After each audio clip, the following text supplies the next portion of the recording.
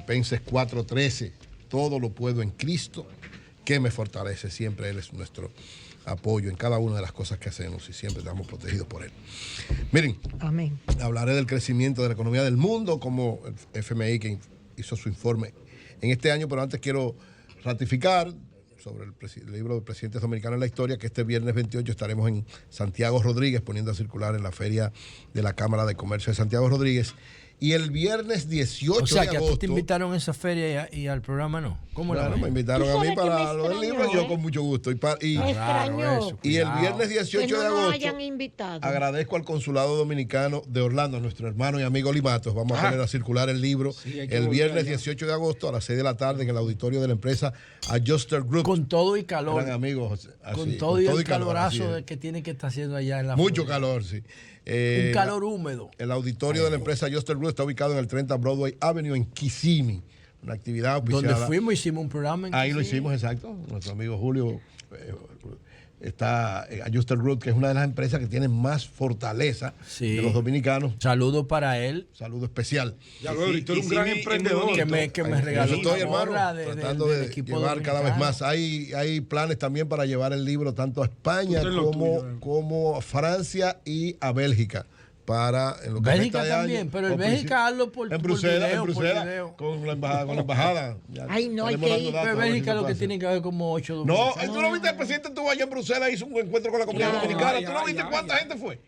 Una gran cantidad. En Nápoles hay muchos dominicanos. Estamos tratando de hacer Eury, ¿qué tú opinas de...? Espérate, déjame... No, espérate, yo sé. Una entrevista. ¿Qué tú opinas de esa relación de los presidentes que pelean, que se dividen de los líderes? No, yo le decía a Julio, a propósito de la conversación. ¿Sabes por qué yo digo que la de Leonel y Danilo fue la más absurda? Porque se produce desde el poder por no ponerse de acuerdo para administrar todo el poder que tenía. No es buscando el poder. No es por la búsqueda del poder que se produce, es por no saber cómo repartirse. No creo que haya sido la más absurda. Incluso todas tienen situaciones inexplicables. Incluso han tenido una particularidad. Ellos han tenido una particularidad. Cuando ellos pelearon, uno había sido presidente 3 veces y el otro 2 veces. Eso es lo que yo estoy diciendo. Eso es lo que yo estoy diciendo. Ellos pelearon después que habían sido presidentes. Pero eso es lo que yo estoy diciendo. Que tenían tanto poder que no sabían cómo repartirse. Eso es lo que yo estoy diciendo. No se obstruyeron. Cuando ellos pelearon, uno había sido presidente 3 veces y el otro 2. Además, ellos pelearon 2 veces. No es que no pelearon, es que lo desapartaron. Hoy los líos de nosotros en el 2007 dicen que no pelearon. Lo que pasa es que el es que lo desapartaron. No quería que el otro fuera 5. No, ellos pelearon y se entendieron en varias ocasiones. Ahora, hay una que lo desapartaron en el 2007, no fue que no pelearon, ¿no? Y en el 2003 lo desapartaron también. Hay una peor que todas. Pero ustedes ni siquiera se la imaginan, porque ustedes no estaban ninguno nacido. El diablo. La del exilio antitrujillista. El exilio antitrujillista participó en el golpe de Estado a Juan Bosch. Así es. Y eso no se ha estudiado. ¿Por qué? Sí. Juan Isidro Jiménez, como escribió Abril, Juan Isidro Jiménez apoyó el golpe de Estado contra Juan Bosch en el 63 y todo el exilio antitrujillista lo apoyó, el golpe de Estado. Así es. Ese sí es digno de estudiarse. Decía, para cerrar este tema, Julio, conversando con José y Julio, que es un tema interesantísimo con doña Consuelo, para hacer un libro y un documental, porque realmente llama la atención. Cuando uno ve la dimensión desde que inicia la República, Pedro Santana y Báez. Pero en los trinitarios no hubo ruptura. No, pero Pedro Anote eso ahí. Hubo traiciones. No hubo ruptura. Hubo traiciones. Las rupturas empezaron ahí. No hubo ruptura. Bueno, ¿dónde está la ruptura? Empezaron ahí. No, incluso posteriormente. No, antes incluso de reclamar de qué vaina. Pero espérate, tú preguntaste. El manifiesto del 16 de enero. Antes incluso de la proclama, ya la Trinitaria estaba dividida entre los que eran aliancistas y los antialiancistas. Entonces, uno de los sectores terminó afiliado al santanismo y otros al baecismo. Pero posterior. Porque el grupo que lideró, el grupo que encabezó Sánchez, se fue con Báez. Que tenía la juventud duartista. Para la juventud duartista no hubo una figura más atractiva que la de Báez. Sí, era pero un no significa que traicionaran a Duarte. No, es que se fueron con Báez, es otra cosa. Claro, es por el vacío que se produce eso. Nadie está hablando de... Pero yo no me refiero a que no hubo un pleito entre Duarte con Sánchez o Duarte. No. Pero la trinitaria... Con la salida de Duarte, desde que Duarte salió al exilio, se dividió en dos. Sí, pero Duarte con Sánchez no pelearon. Había un vacío, eso es normal. Yo creo que no hay elementos históricos, pero la articulación política con los conservadores la hizo fue Sánchez. Sánchez se fue, y luego fue funcionario. Y los conservadores se fueron al otro lado. Incluso del santanismo. Claro. Lo importante es que ha habido en toda la historia, desde sus inicios, entre los dos líderes principales del momento, siempre ha habido una situación. Siempre. No, los Sánchez cerraron filas con Santana, con Báez. Con el Báez, sí, que era la parte liberal. Sí. La parte menos, que era la parte liberal. Cerraron filas con el baecismo. Intentó varias veces la elección. Mientras Mella, pues cerró fila con Santana, porque Mella entendía que Santana era la garantía de que se mantuviera, digamos, la República. Y los otros cerraron filas con Báez, hasta el extremo de que todo este conflicto del que culmina con el fusilamiento de María Trinidad Sánchez, etcétera, es una conspiración en la que se entiende que Báez estaba involucrado para supuestamente matar a Santana. Ahora, yo te decía, José, que lo de Luis Abinader y Hipólito, todavía hay que esperar, primero que termine el gobierno de Abinader y que venga entonces el enfrentamiento entre lo que los dos auspician para ver qué va a pasar. ¿Tú sabes por qué? Déjame decirte, supongamos que en el 2028 el enfrentamiento sea entre un partidario de Luis Abinader y un partidario de Hipólito Mejía, la sucesión, quiero decir, ¿verdad? Si logra reelegirse. Entonces, eso va a provocar una situación. No, claro, puede, pero lógicamente, si Abinader es presidente, de alguna manera él va a articular algo. Entonces hay que esperar que llegue eso para ver qué va a pasar. Señores, por mi parte, para cerrar este tema, no hay forma, no hay forma de que el presidente Abinader haya gobernado con esos buenos vientos si tuviese una fractura interna cualitativa en su partido. Hasta ahora. Lo que pasa es que tiene disidencia cualitativa como Bukele, como Guido, pero no tiene una disidencia fuerte cualitativa como Hipólito. No, Hipólito ya está retirado. Hipólito le ha hecho ese juego de gobernabilidad a Luis. Es que Hipólito ha sido inteligente. José, hasta también, eso es madurez política. Claro. Cambiando el ritmo histórico. Lo ha hecho. Además tiene que hacer eso para poder impulsar el proyecto de su hija. Señores, reitero, claro, la tradición de los sillazos. El PRM lo ha hecho muy bien. Hasta ahora sí. La unidad ha sido parte de la clave. Lo que le faltó a Leonel y Danilo lo han tenido hasta ahora Hipólito y Luis. Ojalá lo mantengan. Ellos lo tuvieron en su momento. El Fondo Monetario Internacional. No, lo desapartamos. Porque nosotros lo desapartamos. Cuéntale a Julio quién eran los voceros de Danilo y Leonel en el 2007. La razón de la política es la fuerza. Claro, adelante. La verdad de los gobiernos solo se sabe cuando termina. Así es, vamos a esperar que terminen. Exacto. Se lo decía Consuelo. El Fondo Monetario Internacional esta semana dio su informe de qué va a pasar en el mundo, qué va a pasar en América Latina en función de la realidad económica que está viviendo la situación y sobre todo de cómo se va a comportar China, que es el elemento fundamental, lo dice el Fondo Monetario Internacional, el elemento fundamental para cómo puede darse crecimiento o decrecimiento de la economía mundial es cómo China actúe. Pero dice el fondo? Que China está en una situación difícil. No, dice que está creciendo muy levemente. Muy levemente. Exacto. ¿Qué dice el Fondo Monetario Internacional? Lo primero es que el mundo va a crecer alrededor de un 3% solamente.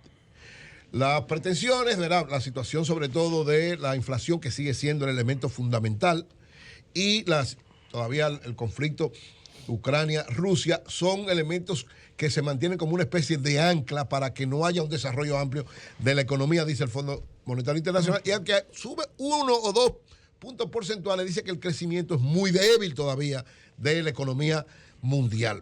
Por lo que, dice ellos, que hay riesgos importantes. ¿Cuáles son los riesgos? 3 riesgos importantes, dice el Fondo Monetario Internacional para el crecimiento del mundo en este momento. ¿Cuáles son? El primero es la persistente inflación. La inflación se va a mantener y va a crecer en este año y en el año 2024, dice el Fondo Monetario Internacional. El otro elemento que dice que también es un riesgo importante es la vulnerabilidad del sistema financiero mundial. Es decir, lo que aconteció en el sistema financiero, dice, puede ser, lógicamente se están tomando todas las medidas del lugar, pero podría ser que sucediera alguna situación que es un riesgo para el crecimiento de la economía mundial. Y el tercer riesgo, ya lo hemos dicho, es que China no crezca como se está esperando que crezca, o que se reduzca su crecimiento o que se estanque, porque ahora mismo China representa el soporte fundamental del crecimiento de la economía. Esas son las tres, digamos, los tres grandes riesgos. ¿Qué dice el Fondo Monetario Internacional? Temor por el problema de la inflación. Dice que lógicamente hay una inflación, sobre todo una inflación subyacente en los sectores de menos ingresos, que está afectando seriamente la lucha en contra de la pobreza en el mundo. En República Dominicana lo vemos, hay una inflación que independientemente, ¿verdad?, de las buenas cifras que pueda presentar el Banco Central y el gobierno, hay una inflación que está afectando seriamente la calidad de vida de los dominicanos. Eso mismo está pasando en todo el mundo. ¿Por qué? Porque evidentemente tanto los alimentos, la energía y una serie de elementos importantes para la subsistencia de la gente están teniendo graves situaciones. Y dice el Fondo Monetario Internacional, si persiste la situación de Ucrania con Rusia y la mayor cantidad de granos que produce Ucrania no van al mercado, eso va a disparar alrededor de un 15% el precio de todo lo que tenga que ver con granos que se pongan en venta en el mundo. ¿Por qué? Porque se va a reducir lo que es la oferta, por lo tanto, al subir la demanda, va a subir el precio de manera extraordinaria de todo lo que tiene que ver con granos, es decir, que muchos productos agropecuarios tendrán una subida extraordinaria en lo que resta de año y en el año que viene. Porque hasta ahora, ojalá que logremos, ¿verdad?, que haya un acuerdo entre Ucrania y Rusia, pero hasta ahora la situación no apunta a que pueda hacer eso. Y en cuanto a la inestabilidad financiera, dice el Fondo Monetario Internacional que si bien es cierto que ya la situación sobre todo de las tasas de interés, que es una de las medidas que provocaron, ¿verdad?, muchas situaciones difíciles, la mayor parte de los bancos del mundo están controlándola, pero que eso no quiere decir que está controlado, que sigue siendo un riesgo, que estas condiciones financieras afectan sensiblemente al comercio. ¿Por qué? Porque el comercio, sobre todo el comercio mundial, es uno de los que más va a los sistemas financieros y por tanto entonces podría haber una hecatombe en ese aspecto en caso de que sucedieran situaciones parecidas a lo que se dieron a principios de año con varios bancos en el mundo.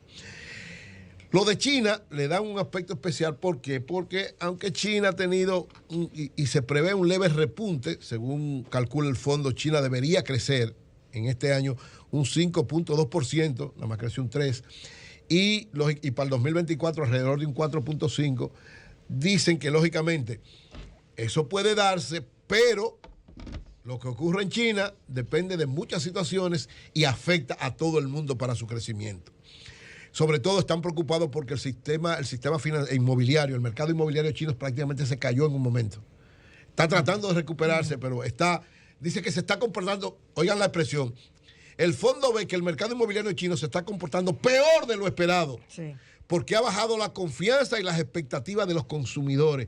Y esto es un golpe fuerte para el crecimiento que se esperaba de más de un 5% de China. Es decir, que esos tres elementos, inflación, el sistema financiero, probabilidad de que haya una situación especial y el no crecimiento de China pueden ser tres situaciones especiales que provoquen que este 3% incluso de la economía que se está planteando pueda ser mucho menos. ¿Qué puede pasar con la economía de manera individual? También hace una evaluación el Fondo Monetario de qué puede pasar con las economías fundamentales. Con la de Estados Unidos, si crece 1.8 este año, es extraordinario su crecimiento. Prácticamente la economía norteamericana estaba a punto de una recesión. Al parecer no se va a dar la recesión, pero su crecimiento va a ser solamente un décimo. Va a crecer la economía norteamericana entre este año y el año 2024. En el caso de la Unión Europea, de Europa, prevén un crecimiento de menos de un 1%. También está una situación complicada y difícil con los tres elementos que se plantean como riesgo.